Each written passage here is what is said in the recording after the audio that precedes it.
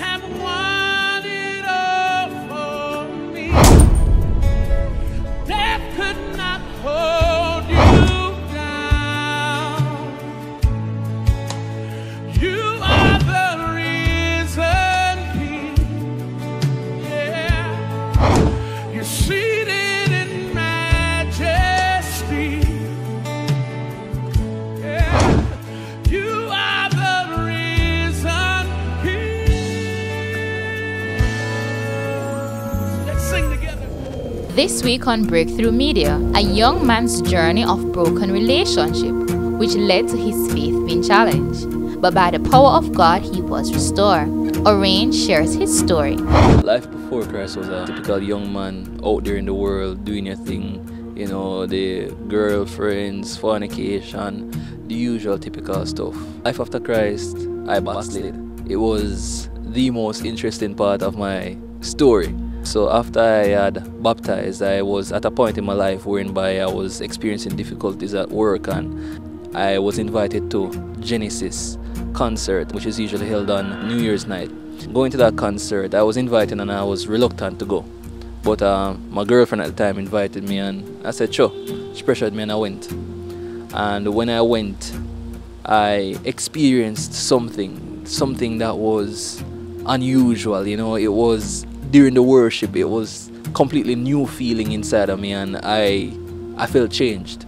I felt as if I had an encounter and I was hungry for more.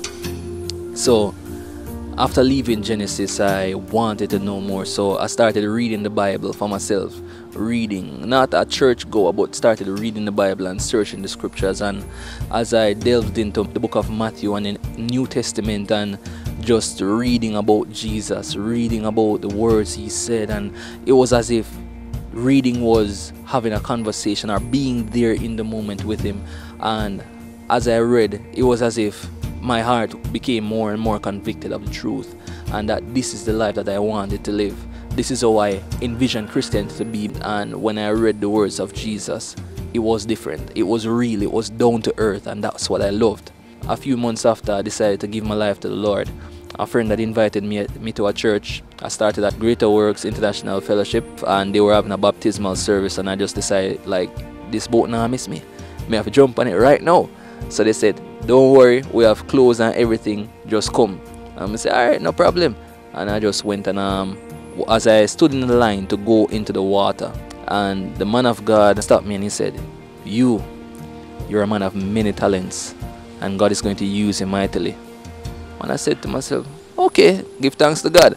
And I went into the water and I got baptized. Never thought much of it thereafter. After being saved, Orraine's life took a turn, which led to his faith and relationship with God to become rocky. Eventually, a few months later, there was a situation with my girlfriend at the time, and she needed somewhere to stay for a short period of time while studying. You know, it was a bit of a tug and war, and being a young Christian and going to church and such, you're not really, you know, strong in the faith yet. So I said, okay, I don't want her to fail her exams, but I also want to maintain my Christianity. I was there, I thought about it, and I decided to compromise. And I said, alright, you know, you can come and stay for a few weeks to the exam finish and such. And when she came by, and I set the rules, the ground rules, thinking, you know, you're smart, so you say, alright, you set the ground rules to ensure that you maintain the Christianity and maintain the boundaries. If you give the devil as much as a crack, man, kick off the door and come in, sir. Till we eventually started going back to that place of fornication and such, and she was also a Christian at the time. I didn't feel right about it, and I kept on asking her to, you know, after the exam, make sure you say you leave and such. And even after the exam, we kept on talking about it, her leaving, but it's like she never wanted to go back home. And so we ended up living together and started acquiring stuff. At that time, my relationship with Christ was already broken, because I'm the type of person, I do not feel comfortable reading my Bible, then going to church and pretending that everything is alright. You understand me? If I read the scriptures, I read it and it touches my heart, and therefore that relationship for me was kind of broken because there was such guilt. We didn't have problems before, the relationship was fine. The problem started.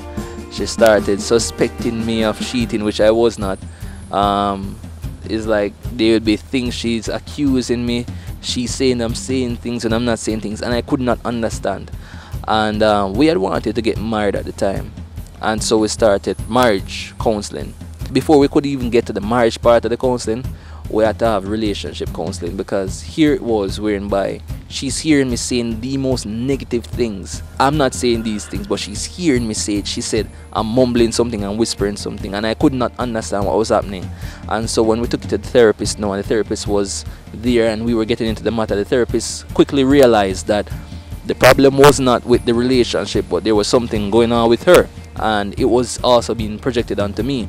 It really got my attention, and during this time of experiencing issues in my relationship at the time and issues with work and such, the Lord began speaking to me, and he spoke to me about the relationship. And I remember this point in December where he said to me, "That which you turn your back on me for will turn against you." And I watched as the weeks passed thereafter, and it literally came to the point where she thought I wanted to kill her. At this point, the issue at work and such had gotten to her that it brought forth what we later discovered to be schizophrenia. The mother and I were there, and the mother called the pastor, and she broke down and she was crying. And she decided that she wanted to go around to the church. And while they were in the office and they were talking, I was out in the church area there where the altar is, and the Spirit of God spoke to me and said, "Go to the altar." And I said, "Boy, I'm not going to the altar," pride.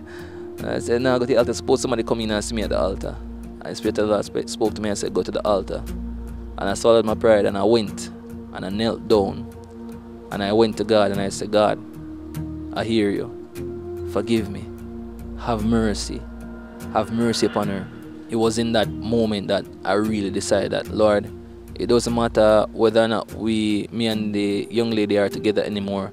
I just want you to fix her. Just restore her.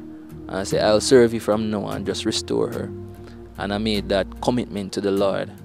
And I watched as the Lord turned the situation around. And I can say this day that she is in her job. She is functioning. In that journey, I saw whereby the Lord didn't want me in that situation, because in that relationship, I went further from God. Orraine, now being restored, feels like a new person with a new purpose. I was just doing my best to serve the Lord. I was out there evangelizing. I was out there just witnessing to persons, street meetings, in church, worshiping and giving, just literally walking in the Word. Just literally just walking in the Word daily. After what I'd experienced, I'd never wanted another relationship. I was praying for a few weeks, and it's like one day I went to church and a brother was talking to me.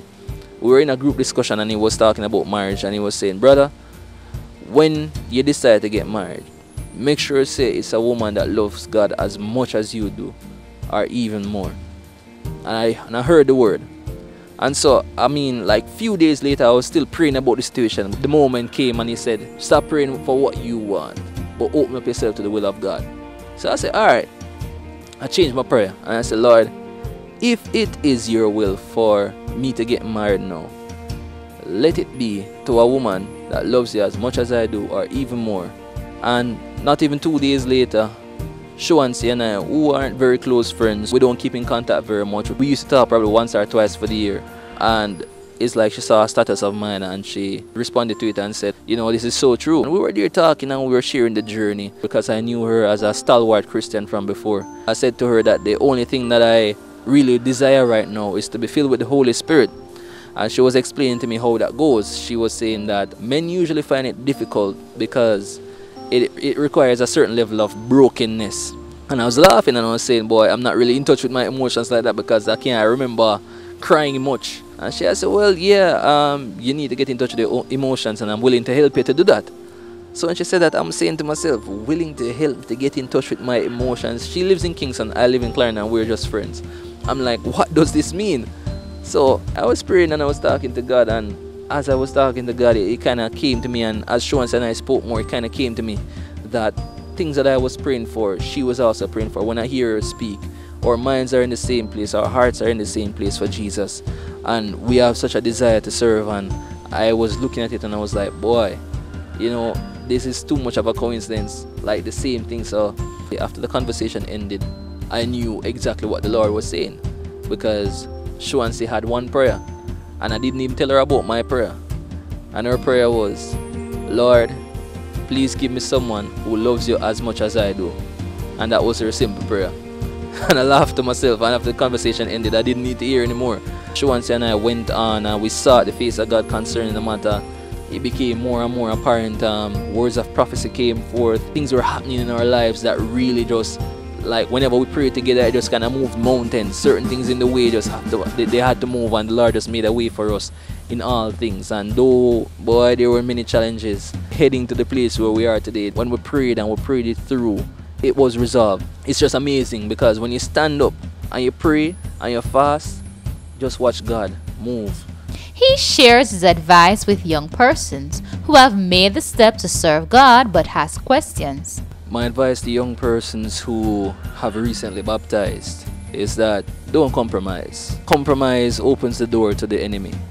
If you decide that, boy, just got baptized and really want God a party there or such, it's not worth it. Because going to that party opens the door for so many things to happen to you, right? So many things to enter.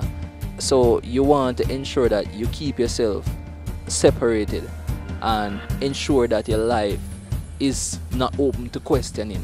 Because persons who see you at the party, when you go witness to them persons there at a later date, it kind of impacts you if that person knew the life you were living whilst you're a Christian. So you want to ensure that you're changed, you're working towards change when you're baptized. And also I want to say, for persons who are going through challenges, who are facing struggles, stand in prayer. If the Israelites, when they were leaving Egypt, if they never left where they were and stood at the Red Sea, if they ran while they were at the Red Sea, they would not have witnessed the glory of God parting the Red Sea, who would have been there to cross.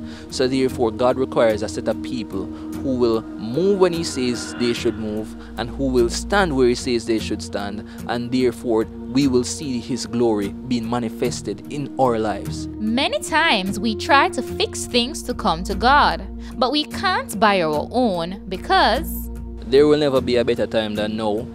There will never be a better situation. You can't start out your own life. You might be saying to yourself that, oh, I have to deal with this and that first, and then I'm going to deal with it. And so it works. The enemy is actively trying to ensure that you do not make it to that place where you think you should be. When I gave my life to Christ, there was a situation, but I decided that, listen, there is no better time. If you're thinking that you have tomorrow, tomorrow is promised unto no man. So therefore, the best time is right now.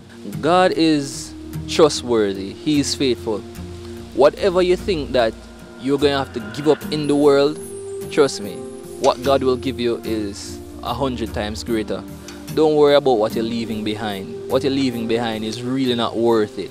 At the end of the day, what you want to do is to be obedient to God and to seek your own salvation, your eternal soul. Because this life is fading. Every day people die. Every day people are perishing. And all we have is just a few years here. What about the rest? What about eternity? Where will your soul be at the end of the day? God is really what matters. Money, car, everything is just vanity. We'll leave it all here when we go. So just take care of what matters most, which is your eternal soul, and give it over unto Christ.